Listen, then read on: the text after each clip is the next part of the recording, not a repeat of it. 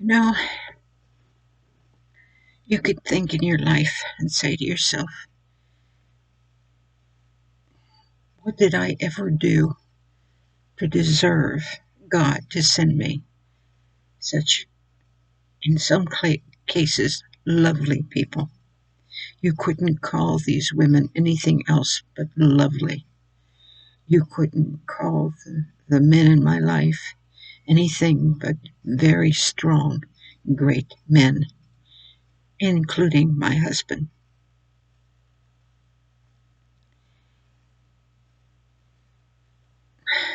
There's a young lady that I told her, if I mention you in a video, it will be to say that you are one of the sweetest, kindest women that I know. And, and she is. I love how she speaks to me. I told my husband, just the way she expresses herself is like a beautiful language, is the only way I can describe it to you. You know, each individual has who and what they are that makes them great in the sight of God. And I'm a believer that the Lord and I, He lays on my heart what He enjoys, and He lets me see what He thinks about them. And it makes me feel real good to know that He shares that with me. And one of the things He shared with me is this one particular woman is I just, I have to tell you, the way she speaks and expresses herself is so different, so unique. And I thank God for it because it's a great encouragement to me. I have another lovely lady, and I'm going to be getting a picture of her soon. And she's the one that's helped us out with this house. And I think about her, I laugh, and she laughs because I will tell you, I never laughed so much in my life because the joy of us being together is just a joy.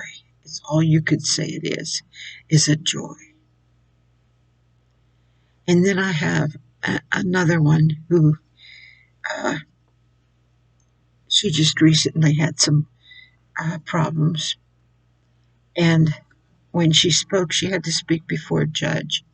And before she spoke before that judge, she used such godly wisdom. I was so thankful that I knew her, that she impressed everybody, that they knew this truly was a woman of God.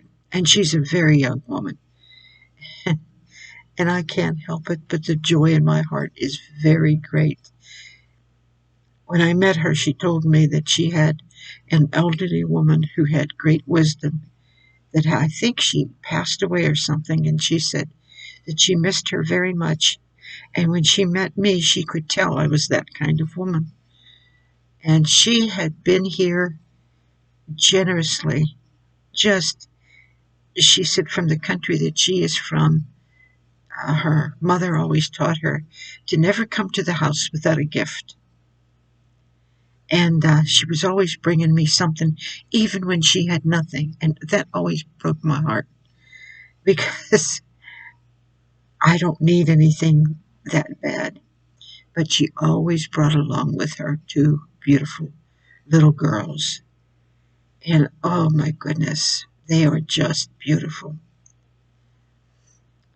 Then I have another one, the little 11-year-old girl.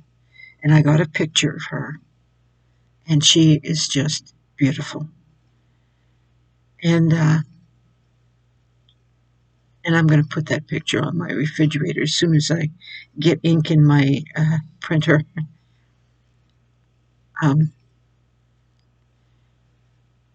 I have several young men that my husband knows, and they are just, how can I even describe what they mean in my life? I just, and their wives.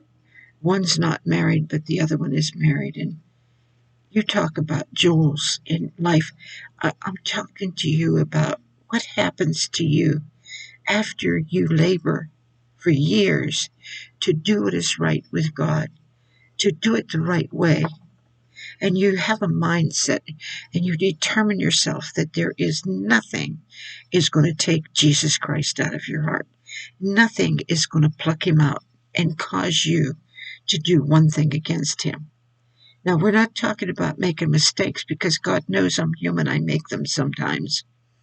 And me and the one that helped me out, we laugh a lot because of my mistakes.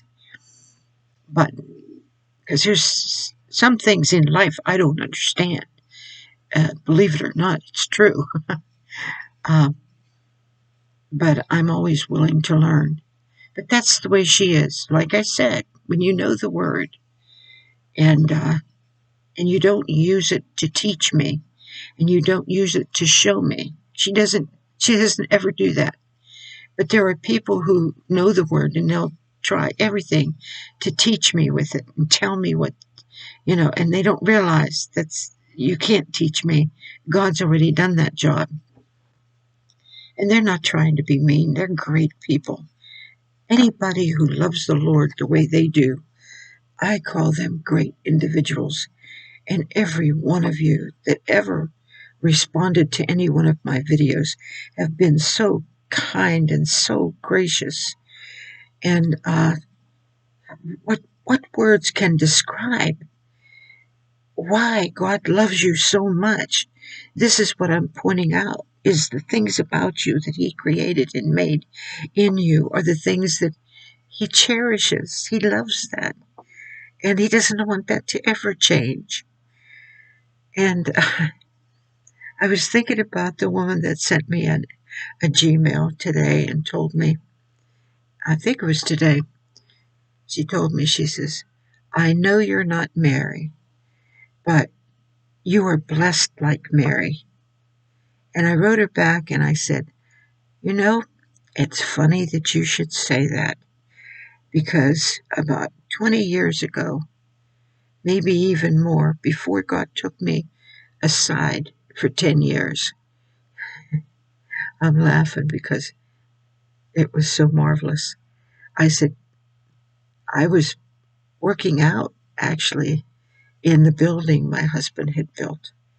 And I was on a certain machine. And suddenly the angel appeared and said these words to me. He said, Blessed art thou among women. Mary was blessed because she had carried Jesus in her womb. You are blessed because you carry Jesus in your heart. And instantly, my mind's going, what did Mary say? What did Mary say? I want to say what Mary said. and I said, oh, so be it done unto me as thou hast said.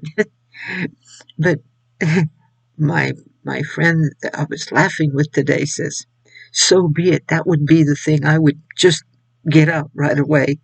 And I did. But this woman had no idea about that angel that came when she said what she said. So she sent me another video and said, I salute you because you are a general in the Lord's army. Well, I only know I love my job. I love my people. I consider you my people. I pray for you every day. And I believe with all my heart that when you become strong enough in the Lord, in Jesus only, that God will be able to mold you into what he wants. Most of the people that I know, and there's probably many of you out there that are listening to my videos and have no idea of how much of Jesus you actually have. Like the one that's helping me with the house. Jesus is so real in her. I can't help but find great joy in her because he's so real. And she doesn't even realize it. That's the wonderful thing about it. is when they can't see what you can see. I'm sitting there and I'm sure God has a great sense of humor and he just laughs and enjoys his children. And that's what I do with you children is I enjoy you. I'm a child of God too, and I'm sure I make God laugh often. I really do. I was thinking about what am I going to speak about, and uh, and it just came to me to think about all of you out there that have been so kind and so good to me. That how much He loves.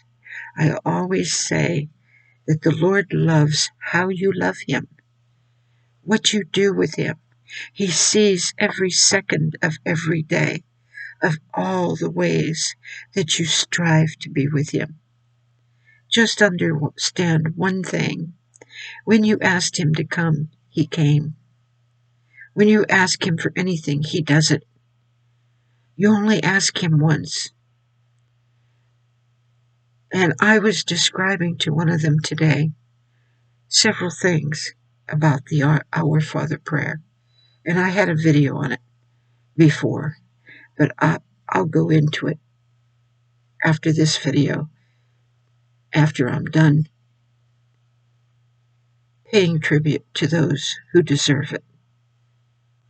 You know, when my daughter left this earth, the one thing I thought in my heart was she deserved somebody to miss her. She deserved somebody to cry because she was gone. As all of us that love the Lord do. But her and the things she went through, she deserved it.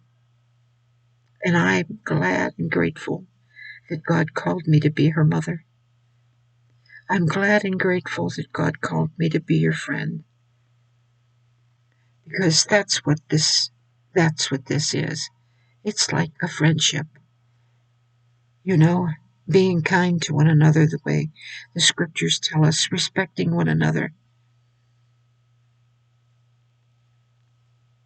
I also was ministering to 3 sisters, I think. One was in the hospital, and another woman was a woman that worked in the church. And I'll tell you, the woman that worked in the church, I can't forget her name. Her name is Marcy. You won't know who she is, so she doesn't live anywhere near me. She's many states away. Anyway, Marcy works so hard at doing what God wants her to do. She works through a church, but she goes visits the sick, and she sees God raise them. She sees God heal them right before her eyes. So when she prayed for this certain individual, which was one of the sisters, and she didn't raise up, and they had a problem with her because this woman that was in the bed, they wanted to send her to rehab. And when I heard they were going to send her to rehab, I hollered, no, no, no, no rehab for her. Her back. She might break her back. Because that's all I could see is her back won't be able to stand it. And so they went to another facility, ER, and they wouldn't take her. And they says that there was really nothing wrong with her. And then they went to another one until finally they just got so fed up. They went to a different hospital. And in that hospital, they found out she had a broken back. That's why she was in excruciating pain. And because she had fallen and she broke her back and she had cellulitis in her leg. So she was in excruciating pain. Now, if Marcy wouldn't have prayed, that woman would have never made it. If the sisters wouldn't have been there to pray. I know that I prayed for God to be in control of all the doctors and all the nurses. And that's really what wound up to happen. And Marcy started to beat herself up, like, why didn't God show me? What? I prayed for her, and this hasn't happened to me before. And I told her this, and this is true for many of you to understand. When your eyes do not see what you're praying for, sometimes He hides things from you. I know He hid them from me. I would be at the deathbed of every single person that I knew that was dying. God would call me to pray as they were dying. So I was at their deathbed all the time, no matter who it was. More than a doctor, I could tell you what hour they died. And people I told you would call me up and say, well, they died at 2 o'clock. And I'd say, no, 4 o'clock, or 4 o'clock and 2 o'clock, whichever. It wouldn't matter.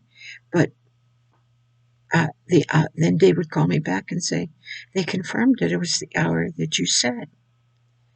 And I told her, I says, this one particular young lady, I was very ill with lupus at the time. And I fell asleep. And when I woke up, I found out that she had passed away. And I cried, Lord, you never failed me. Why? Why didn't you tell me? And He said this to me, I would have had to hear your prayer, and I wanted to take her. So I simply let you sleep. And I realized then that God does honor our prayers. You know, you see the people that stand around a bedside of a person who is very ill, and that person is dying, and they are believing to the last moment that that person is going to get healed. And they do get healed. They go into heaven healed. But the thing about it is God doesn't always answer prayers the way we want them to. I know of 2 this year that passed away, and we were believing God with all our hearts that that cancer would be healed. When I've seen God heal cancer before, so I knew He could do the job. But He wanted those 2, so therefore He did not raise them back up. In the one case, the man was older, and when you're older and something really severe strikes you, you almost give up. I know, because I'd been so ill, young and old. And you almost give up because you don't, you're just tired. You just get tired. And when I was in that condition, I told the Lord, I'm just tired. I don't care anymore. But He raised me up anyway. So anyway, I'm still praying for that one that's in the hospital with a broken back. You never know what God wanted her to see in him. Maybe she needed to trust more in Him. I don't know. I'm not going to even try to figure it out. I'm just going to remember that none of our prayers ever go to waste. Every prayer that you have ever prayed sincerely is there. It goes out to the air, and it reaches God. And you'll have to forgive me, I'm hiccuping, and I don't know why. Anyway, I might have to quit this video. But anyway, it happens. He told me one time, when I prayed every single day faithfully for a certain amount of time, He let me know. He said, a lot of the prayers He heard and answered right away. We saw them. We had witnesses to it. And then there were prayers that didn't seem to be answered. And He came to me and He said, every prayer that you have ever prayed, you will see one day it got answered. You will see that. I promise you, you will see that. I'm going to have to quit this video because I can't stop the hiccups. I'm going to be back in a few seconds. Well, now, I think they're gone. Oh, it just reminds me, 59 years ago,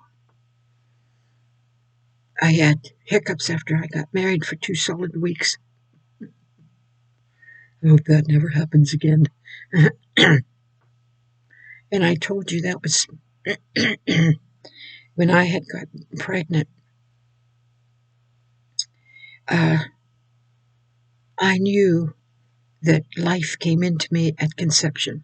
I was not a Christian, but I felt something enter into me that was so profoundly beautiful and wonderful, and I could just feel it enter into my being.